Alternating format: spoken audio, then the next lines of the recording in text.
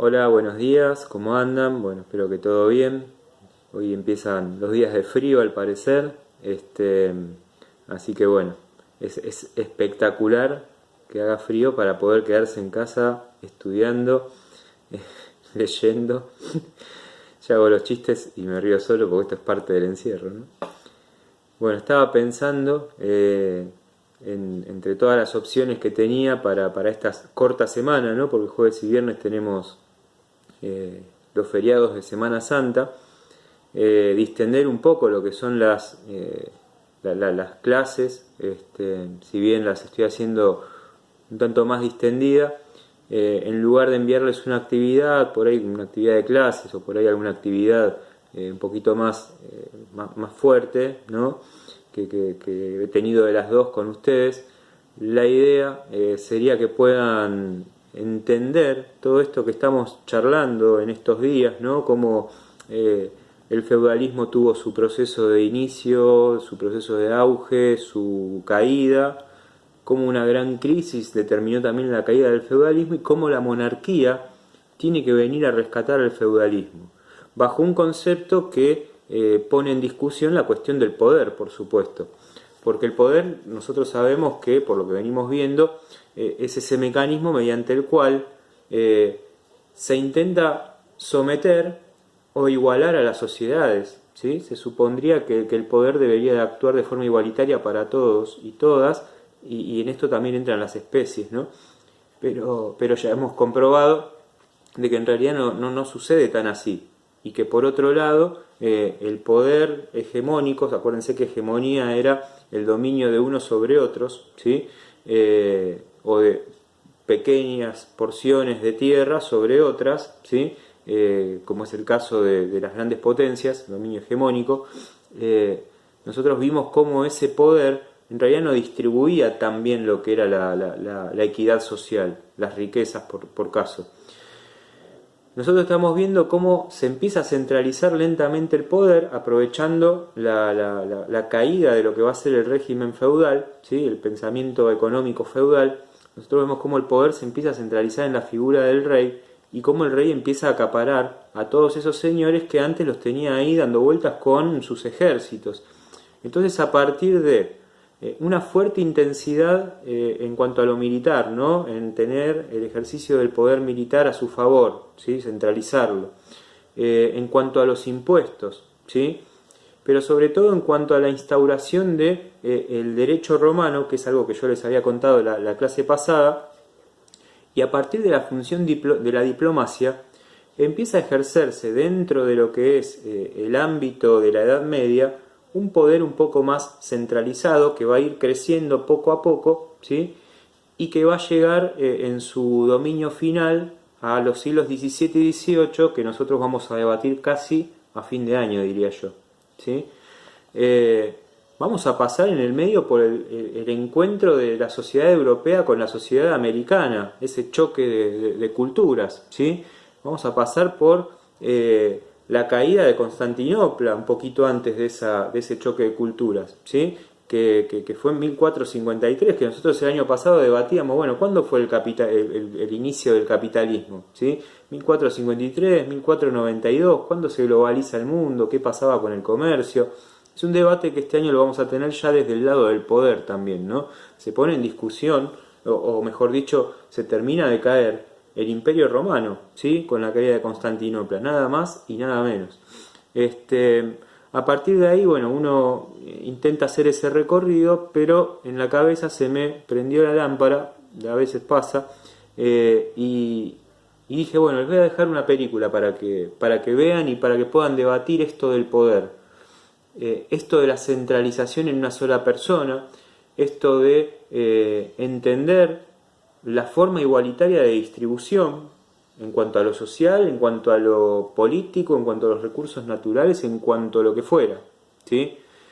Porque sabemos que en cuanto el pueblo deriva el poder en algo que se llama Estado, ese algo que se llama Estado debería de redistribuir socialmente hablando, económicamente hablando, de forma igualitaria, ¿sí?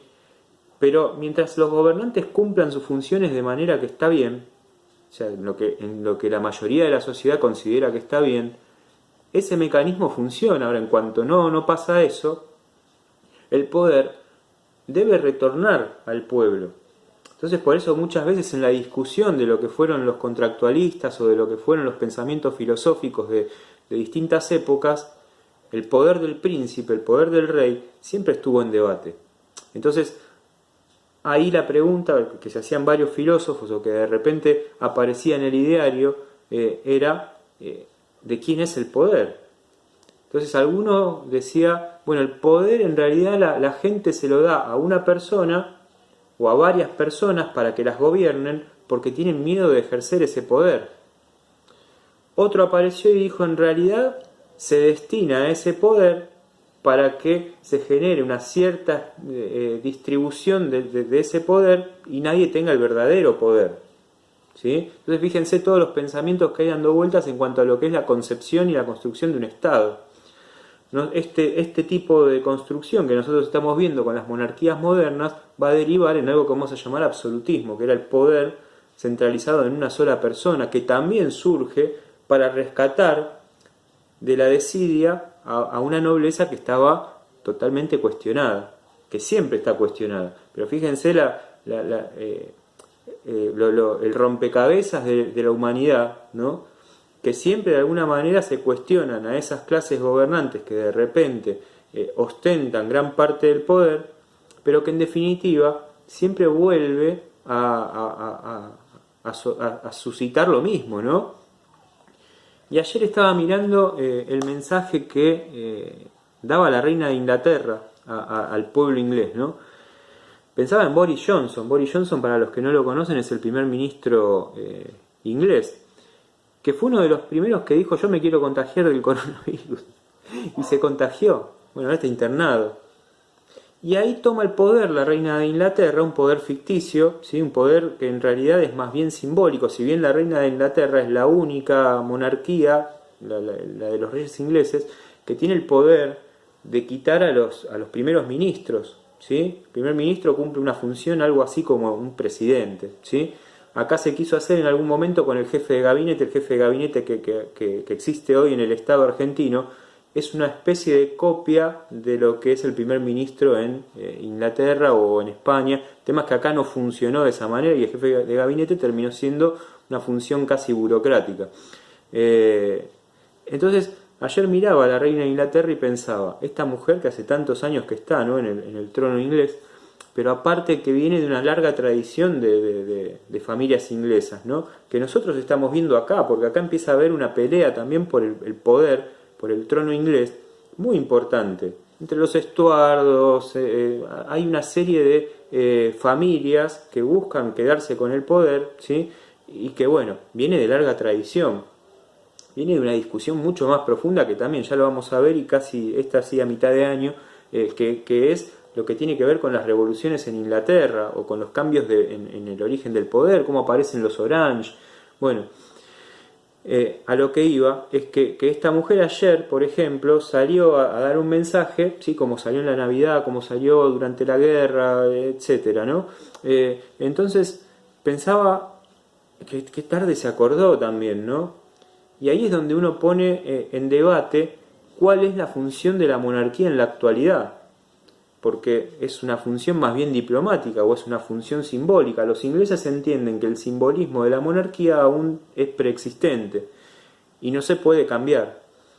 Hace muy poquito Escocia tuvo la oportunidad de declararse independiente. Después de mucho tiempo de luchar contra los ingleses, estamos hablando de también esta Edad Media que probablemente algo charlemos de Escocia. Hay una película muy buena que quizás se las recomiende también para que la vean. Y sea otra actividad, iremos viendo, pero desde los tiempos de William Wallace en adelante, sobre todo William Wallace, los escoceses empiezan una serie de revoluciones porque entendían que Escocia tenía que ser libre y de hecho lo consiguen con Robert de Bruce, pero llega un momento en la historia de Escocia en que vuelven a perder esa independencia y tuvieron una oportunidad histórica hace muy poquito y eligieron ir por el camino de la monarquía inglesa y no de la libertad. Entonces ahí hay algunas cuestiones que me parece que hay que ponerlas en foco y entender a la monarquía como una función diplomática simbólica que en realidad hoy solo ostenta una dosis del poder real. ¿Quién tiene el verdadero poder? El verdadero poder lo tiene el pueblo. ¿Qué pasa entonces con la monarquía inglesa?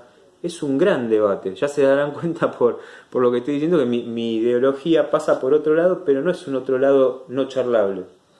Porque a la vez, como yo discuto a la monarquía inglesa, como a todas las monarquías que existen en el mundo, también pienso que por algo esas sociedades y esa gente decide seguir avalando ese sistema. Entonces evidentemente hay algo, ¿no? Si es el tradicionalismo, la identidad, la pertenencia o lo que fuera, o la cultura de tener una monarquía o lo que fuera, bueno, es una cuestión lógica de cada sociedad y cómo entiende cada sociedad que elabora su forma de poder. Hace poco tiempo también uno de los príncipes de la monarquía inglesa decide, creo que es Harry, decide alejarse de la monarquía, es decir, renunciar a su don de poder monárquico. Ahora, ¿a qué renuncia? Renuncia solamente a los impuestos que la gente le paga por ese trabajo, pero no renuncia a la herencia monárquica. Entonces él sigue cobrando de la monarquía inglesa, es decir, sigue cobrando del pueblo, sigue cobrando del Estado inglés. Entonces ahí hay una discusión, una terminología de discusión que bueno, a veces hay que ponerla en cuestionamiento para entender qué pasa con el poder. Bueno, acá en lo que hablábamos era de las monarquías modernas y cómo se fueron construyendo. De algún modo llega la monarquía inglesa a sostenerse al día de hoy, ¿no? Y lo que yo les iba a dejar es esta discusión, pero en forma de película. Por eso lo que van a ver es un link para poder mirar El Rey León, ¿sí? Y con El Rey León lo que vamos a discutir es el poder del rey, ¿sí? Y de la nobleza por sobre el resto. Los y las que ya vieron El Rey León, traten de mirarla de vuelta, ¿sí? Porque una cosa es mirarla sin estos contenidos y otra cosa es mirarla con estos contenidos. Y con lo que yo estoy diciendo, hay una discusión acá. ¿Cómo debe ser el poder? ¿Sí? En este caso, Mufasa tiene una forma de poder, el hermano tiene otra forma de poder, en el medio hay como una especie de nobleza y séquito que sigue a Mufasa, que después tiene que seguir al otro rey o quizás no seguirlo tanto. ¿Qué pasa con el poder del príncipe? Que ahí es donde aparece Simba, ¿sí? Bueno, todo eso lo vamos a discutir y a debatir con una película, que es El Rey León. Veré después cómo es la actividad que realizan, si lógicamente va a ir por el lado de la película, pero veremos si la hacemos en forma de ida y vuelta en alguna clase virtual donde podamos participar todos y todas, ¿sí? O si la hacemos de otra manera. Ya pensaré, pero la idea es discutir y debatir un poco lo que es este concepto. Bueno, les mando un abrazo, muchas gracias por la atención y nos estaremos viendo pronto. Disfruten la película y espero que nos veamos pronto. Me siento un presentador de película. Nos vemos.